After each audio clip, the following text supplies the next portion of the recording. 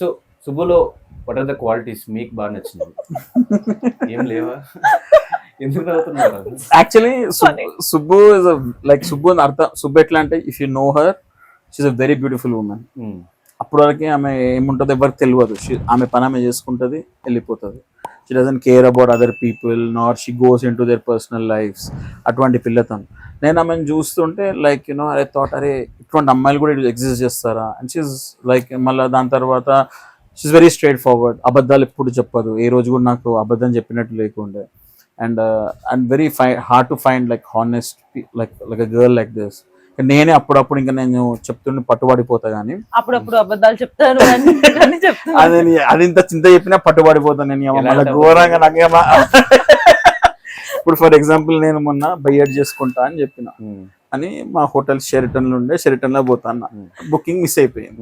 నేను అక్కడి నుంచి మిరర్స్ కి పోయినా. ఫోన్ చేసి ఎందుకు చెప్పలే నాకు షెరిటన్ నుంచి మిరర్స్ పోయినావు అని. అందరూ ఆల్ గోల్స్ ఆర్ సేమ్. చెప్పాలి కదా, క్లారిటీ. దాని మీద భయం వేసింది. ఇక్కడ వెళ్తున్నా అంటే ఇక్కడ వెళ్తున్నా అని చెప్పాలి కదా. మరి డిఫరెంట్ ప్లేస్ కి వెళ్తున్నా అంటే అదే అయినా చెప్పాలి కదా. నాకు ఇట్లా అర్థమవుతుంది. కానీ ఏమన్నా ఈ ఎన్ని మంత్స్ మీరు లవ్ చేసుకున్నారు? ఐ థింక్ ఇప్పుడు అరౌండ్ 9 months. 1 year తర్వాత డిసైడెడ్ దట్ మ్యారేజ్ చేసుకుందాం. అంటే నాకు అనిపించింది అంటే if things want to happen it will happen.